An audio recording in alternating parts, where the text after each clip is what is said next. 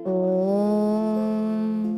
स्थापकाय च धर्मस्य सर्वधर्मस्वरूपिणे अवतार वरिष्ठाय রামকৃষ্ণায় তে নমঃ। ত্রয়ী তীর্থ চ্যানেলে আপনাদের স্বাগত। আগের পর্বে আমরা জেনেছিলাম কেন ধর্মই ভারতের আসল প্রাণশক্তি, কিভাবে আধ্যাত্মিকতার উপর ভিত্তি করে গড়ে উঠেছে এই প্রাচীন সভ্যতা। কিন্তু আজ একটি বড় প্রশ্ন স্বাভাবিকভাবেই আমাদের মনে জাগে। যে দেশের মূল শক্তি ধর্ম, সেই দেশ কেন বারবার পরাধীন হলো? কেন এই দেশের মানুষকে শতাব্দীর পর শতাব্দী ধরে বিদেশি আক্রমণ, অত্যাচার আর সামাজিক বৈষম্য সহ্য করতে হলো? আজকের দ্বিতীয় পর্বে আমরা ভারতের ইতিহাসের সেই গভীর মনস্তাত্ত্বিক ও আধ্যাত্মিক সত্যটি উন্মোচন করব।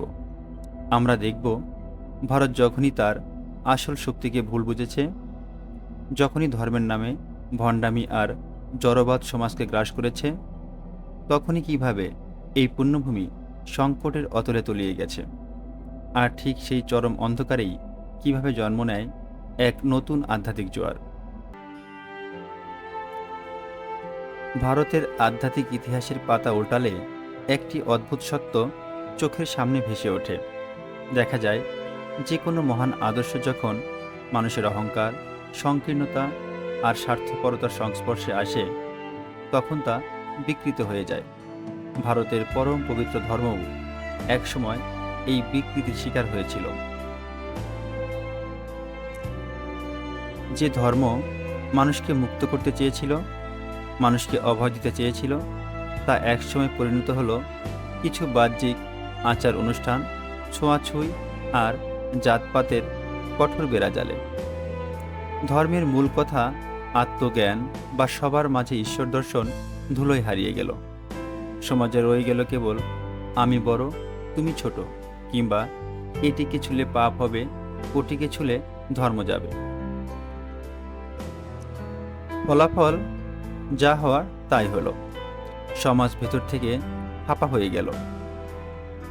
মানুষ যখন নিজের দেশের মানুষকে, নিজের ভাইকে ঘৃণা করতে শুরু করলো, তখন ভারতের সেই জাতীয় ঐক্য বা জাতীয় শক্তি ভেঙে পড়ল।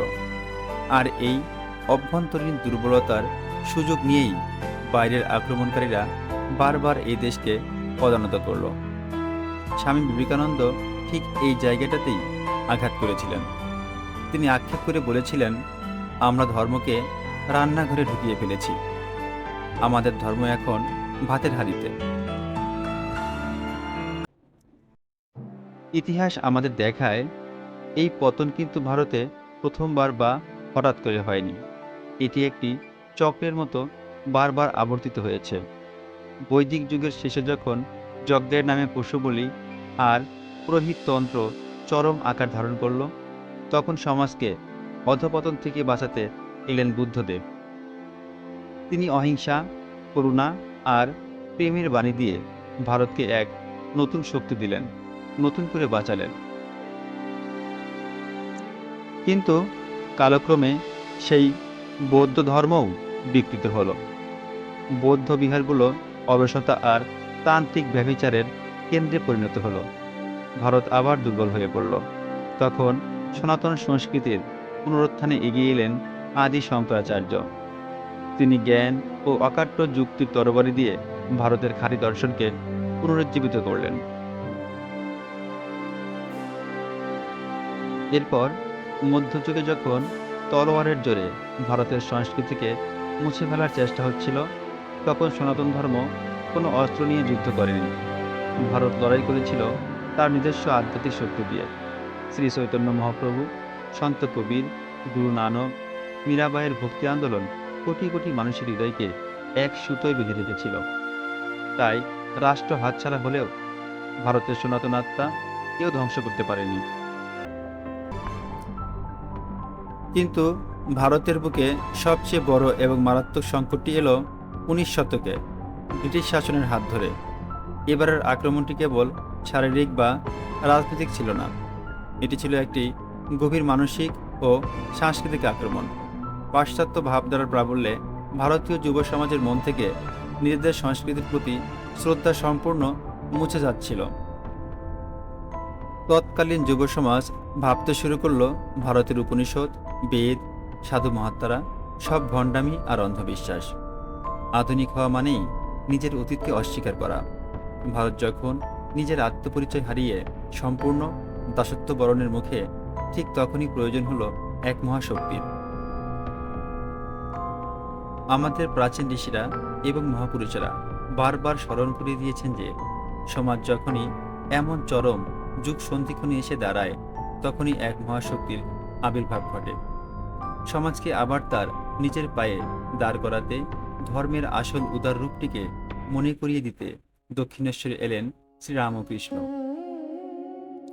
তিনি কোনো পুঁথিগত পাণ্ডিত্য বা তর্কের জোরে নয়, নিজের ত্যাগের জীবন দিয়ে প্রমাণ করলেন ধর্ম কোনো আফিম বা কল্পনা নয়, ঈশ্বর সত্য এবং তাকে লাভ করা যায়। ইতিহাসের এই দীর্ঘ আর রোমাঞ্চকর যাত্রা আমাদের এক পরম সত্যের মুখোমুখি দাঁড় করিয়ে দেয়। আমরা অনুভব করতে পারি, ধর্ম যখন সংকীর্ণ গণ্ডিতে জাতপাত কিংবা অন্ধ আচারে থমকে দাঁড়ায়, তখন এই পুণ্যভূমি দুর্বল হয়। আর সেই ধর্ম যখন স্বামীজির ভাষায় ত্যাগ ও সেবার মহামন্ত্রে দীক্ষিত হয়ে মানুষের দুয়ারে পৌঁছায়, তখন ভারত আবার বিশ্ব মঞ্চে নিজের শ্রেষ্ঠ আসনটি ফিরে পায়। শ্রী রামকৃষ্ণ, মা শারদা এবং স্বামী বিবেকানন্দের এই ত্রয়ী শক্তি আমাদের জীবনে কোনো নতুন ধর্মের প্রাচীর তুলতে আসেনি। তারা এসেছিলেন আমাদের অন্তরের সেই চিরায়ত সুপ্ত প্রাণশক্তিকে জাগিয়ে তুলতে, যা সমস্ত ভেদাভেদ ভুলে মানুষকে ভালোবাসতে শেখায়। ধর্মই ভারতের শক্তি, এই অধ্যায়ের সমাপ্তি এখানেই। তবে ত্রয়ীতীর্থের এই আধ্যাত্মিক অন্বেষণ এখানেই শেষ হচ্ছে না। আগামী পর্বে আমরা প্রবেশ করতে চলেছি এক সম্পূর্ণ নতুন এবং অভাবনীয় অধ্যায়ে। এমন এক পরম রহস্য এবং জীবন সংগ্রামের মুখোমুখি আমরা হব, যা আমাদের প্রতিদিনের জীবনকে, আমাদের বেঁচে থাকার লড়াইকে এক নতুন আলো দেখাবে।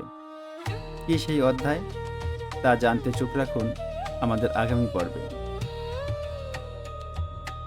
ভিডিওটি ভালো লাগলে লাইক এবং সাবস্ক্রাইব করে এই পবিত্র যাত্রায় আমাদের সঙ্গী হন। আপনাদের মূল্যবান মতামত কমেন্টে জানাতে ভুলবেন না। জয় শ্রী রামকৃষ্ণ। নমস্কার।